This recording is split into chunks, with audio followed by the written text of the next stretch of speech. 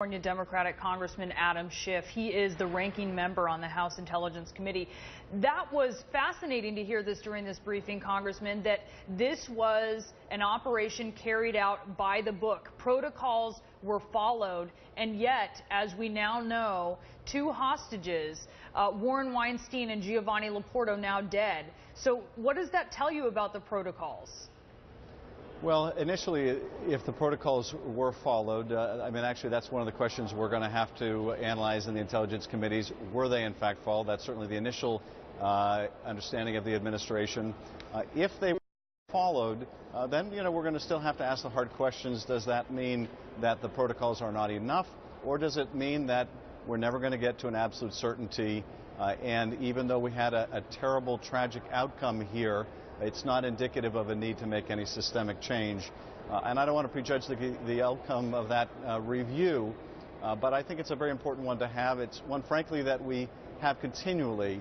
As you know and as you've been describing, there are a couple different kind of counterterrorism operations, some where you know the actual identity of the target, it's a high-value target, and others where you know they're members of Al-Qaeda and important members, but you don't necessarily know who the identity of those members are. And the latter has obviously been a subject of far more scrutiny and concern over the years. And that is the case in this. We understand, and that's what some of the questions in the briefing we're getting at was perhaps the target here is discriminating as it should have been.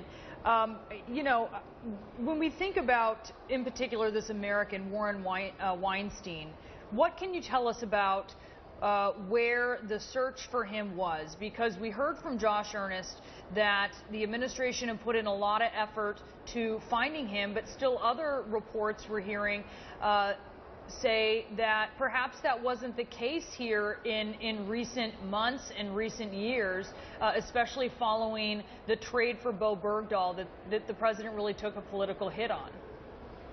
Well, I can't tell you without getting the specifics of the search for Dr. Weinstein that this is a top priority for the intelligence community, certainly for the administration and the president. Whenever there's American-held hostages, to do everything possible to locate them, to figure out if there's a safe way to rescue them. It's often very difficult, and these hostages were held for a long time, and the fact that this compound was under surveillance for as long as it was without any indication that hostages were present gives you an indication of just the kind of operational tradecraft that Al-Qaeda uses. They know that these are valuable hostages for them. They know we're looking for them. They know we'll try to rescue them. So they take a lot of precautions. The other point I would make, and this is something that you alluded to earlier, and that is that there were Al-Qaeda operatives at this compound. It's not a situation where this was a compound that was a group of civilians living here, had no connection to Al-Qaeda. So the intelligence community got it right that these were Al-Qaeda figures, and in fact, a senior Al-Qaeda figure was present, but they obviously tragically got it wrong that there weren't other people also present, and that is precisely what we're going to have to look at. Do you think that might be bad intelligence? Do you think that's just limitations to intelligence? I don't know that this is a case where we got bad intelligence, where, for example, we relied on intelligence that we got from a sister agency and it was flawed intelligence, or there was some malicious purpose involved. It probably was just the absence of complete intelligence. And as the White House indicated, we're never going to get to an absolute certainty. We will look at the quality and quantity of intelligence that we had here and be asking ourselves a tough question: was that enough, or was the fact that innocent lives were lost in itself proof that it wasn't enough, and therefore a need to yet again raise the bar, and how would we do that? But you're not, when I listen to you, Congressman, you're not necessarily taking the administration's word at this point that protocols were followed to the T. I think as an oversight committee, we have to greet everything with a certain level of skepticism. I've worked enough with people in the intelligence community to know that these are good, hardworking, patriotic people. But like all people, they're capable of mistakes. And so I think we owe it to the families and we owe it to the American public not to take anything as an article of faith. And so we will review this. We should review this. We should look at it objectively. And that's exactly what I expect we will do. The president, during his administration, has come under fire, particularly from his own party, for the great expansion of using drone strikes to fight terrorism. Certainly that's been curtailed, especially in Pakistan over the years. But do you think that what happened in January is going to change the administration's drone policy?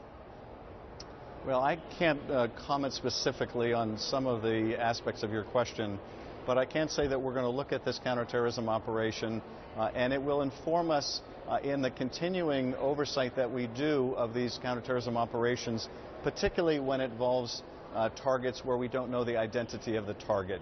And we will ask ourselves, what were the circumstances here, and should this inform us of any broader issues with respect to the policy on counterterrorism operations. So we're going to be asking ourselves those questions. And, you know, I think you can appreciate how there are times where you'll have very good intelligence. You'll follow someone, for example, who is planting a roadside bomb, and you will follow them to a known Al-Qaeda compound, and there's no question that this person is an Al-Qaeda operative, and he's taking action to try to injure, maim, or kill our troops. But we may not know the identity of that person. And I think most Americans would agree that we can take action to defend our troops against that person. But obviously that's one end of the spectrum. On the other end of the spectrum, critics will argue that the intelligence community is presuming people that are of military age in a war zone are therefore combatants. Now that is not the case, but obviously we have to make sure that we're doing vigorous oversight and that when there are these operations where we don't know the precise identity, that we have full and complete and good intelligence that these folks are involved in terrorist activities meant to injure Americans. Congressman Schiff, thanks so much for joining us. Really appreciate it.